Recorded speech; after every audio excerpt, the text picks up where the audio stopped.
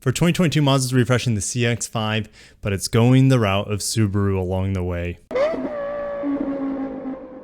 Over at the Mazda newsroom, 2022 Mazda CX-5 receives elegant enhancements. We're going to go into this full refresh here in a second. If you're new to the channel, my name's Kirk. I talk about Japanese and Korean cars for the most part. So if you're into that, make sure you subscribe. If you're already a member of the luxurious fleet, then thank you so much for being here. But let's get into today's news. There's a lot to talk about after the CX-5 announcement. Their iActive, which is their all-wheel drive system, is now going to be standard on all upcoming CX models. The only other brand I can think of that has standard all-wheel drive on their crossovers is Subaru. Now, Subaru takes it one step further, is that it's also all their sedans are all-wheel drive, the Impreza and the Legacy. Now, the rear-wheel drive BRZ is the exception to Subaru's lineup, at least here in the States. There might be some options in Japan, for example, some K cars that I'm sure are not all-wheel drive. A few days ago, I posted about how there were images coming out of China for the CX-5 update. A lot of you were not that impressed about it, so let's read it together. So they've updated the styling.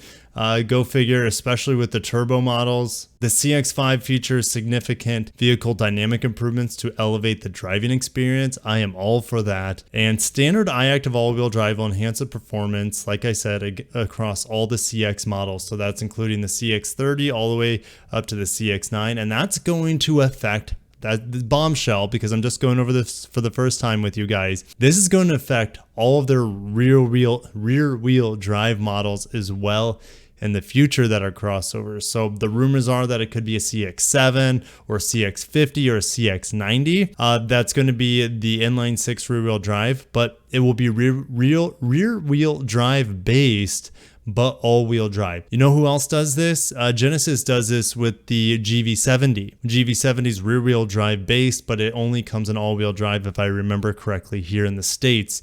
So that's pretty cool. I'll see you guys down below on your excitement about that. All the crossovers are going to have all-wheel drive standard, even if the rear-wheel drive based. But this is mainly a cosmetic upgrade for 2022.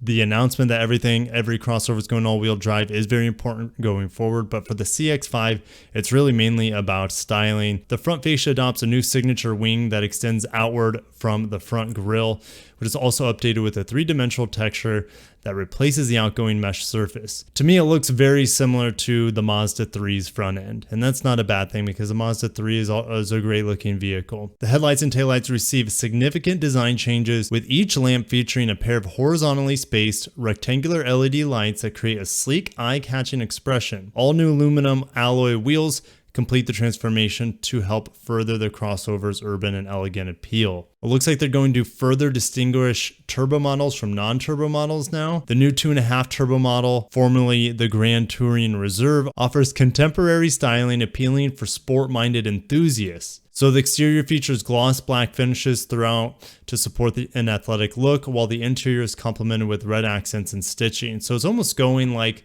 the Mazda 3 hatchback turbo route in terms of the aggression. But it looks like there's a top-of-the-line turbo model called the 2.5 Turbo Signature. So it looks like they're going to have a 2.5 Turbo, which is going to be your sportier variant with black accents, red stitching on the interior. Then they're going to have a 2.5 Turbo Signature, and this is going to make it even more different looking. So the cladding on the exterior of this model adopts the same unified color scheme as the rest of the body and will be contrasted by bright silver finished wheels. And the interior is going to have the Napa leather and genuine wood grain. So the CX-5 is going to be getting drive modes, improved seats, which that was one of my biggest gripes with the CX-5, is that the seats were so hard. I don't know if there's any other like non-sports car I've ever sat in that had just stiff as hell seats. So it's good that this vehicle is getting updated seats. They're improving the body and suspension and making it more in line with Mazda's latest generation of vehicles. They're getting different drive modes, which, I mean, all they've had before is sport or not sport, normal. So it's just going to have probably an off-road version as well as like eco, sport, normal, off-road. That's what I'm assuming here. Updates to the suspension include improvements to the damping control structure and increased frame rigidity, which also helps suppress unpleasant vibrations, reduce road noise, which Mazdas are pretty darn quiet as they are, and they help to provide a quieter cabin and higher quality of ride comfort. Man, I cannot wait to drive the new CX-5. I know these are small improvements, but the CX-5 is already their best-selling vehicle. They got the recipe down. They're just fine-tuning it to make it an even better vehicle now. But we're heading over to Nissan's press room. They have a new T-Spec edition of the GTR, and they're bringing back some legacy colors here. GTR T-Spec sits above the premium grade.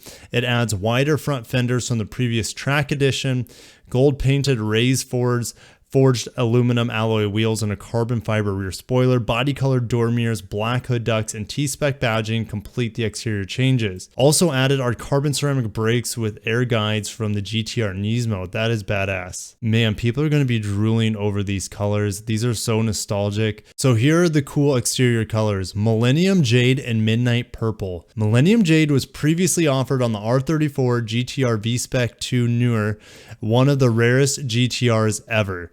How badass they're bringing that color back. I mean, Nissan, good for you, bring the nostalgia back, which they've done a great job with the Z. Can't wait to drive that car.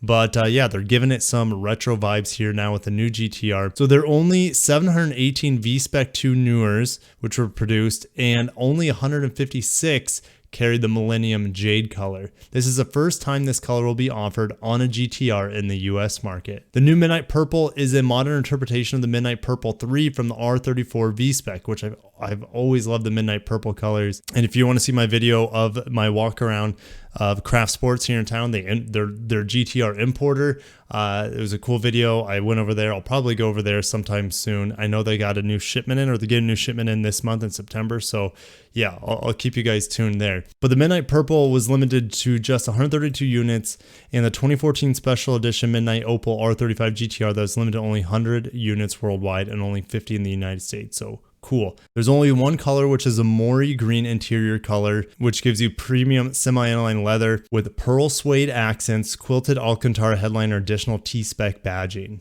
Under the hood is the VR38 DE-TT, 565 horsepower, 467 pound-feet of torque. Same 6-speed dual clutch that we've seen on this vehicle for a long time now. Pricing for the GTR T-Spec and GTR Nismo Special Edition will be $138,000 and $215,000 respectively. I can't believe how expensive the GTRs now. I remember when they came out, they were under 100 grand. Holy smokes. Times have changed, but I just felt like talking about this one today.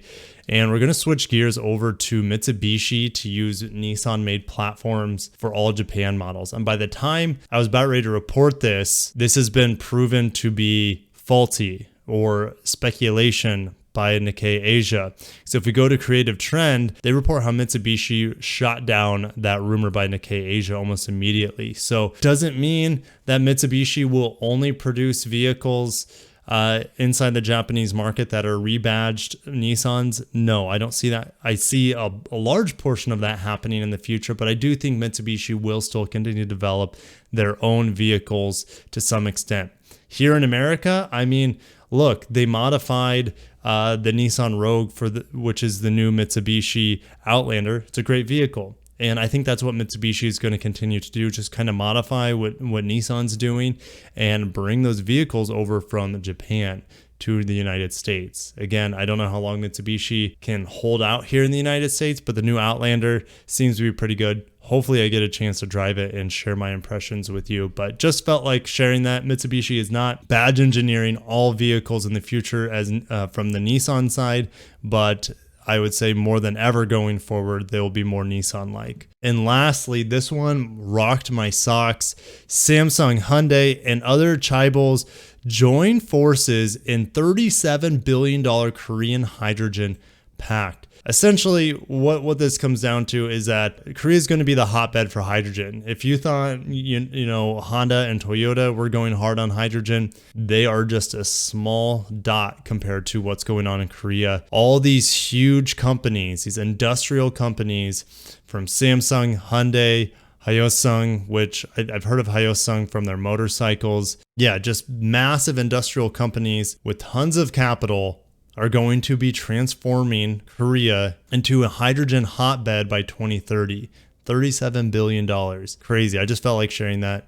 It's not going to be seen too much over here in the United States because I feel like there's not enough unity in our country, especially with the businesses, to be able to say, oh, let's go do something together that we believe is going to benefit everyone in every sense, in every way, whether it's just cleaner air or reducing their independence on external fuel sources and things like that. But Korea, smaller country, more united in terms of just kind of like a monoculture. They don't have, I'm sure they don't have like multicultural appreciation or anything like that, because the Asian countries, boom, Korea, this is how Korea is, boom, Japan, this is how Japan is. It's changing really, really slowly, but they have one major culture over there and everyone likes to align to their culture. I don't know. I'm not Asian. I shouldn't be talking on it, but I know their cultures are very, very unified on how they look, think, and do things compared to our melting pot here in the United States. I'm not saying one is better than the other. It's just different. But I'm going to end it there. And thank you so much for watching. If you made this far in the video, smash the like button. Mazda, going the Subaru route. All crossovers are going to be all-wheel drive. That's the biggest news today. I'm going to end it there. If you enjoyed it, smash the like button. I'll see you down below. And until next time, peace out.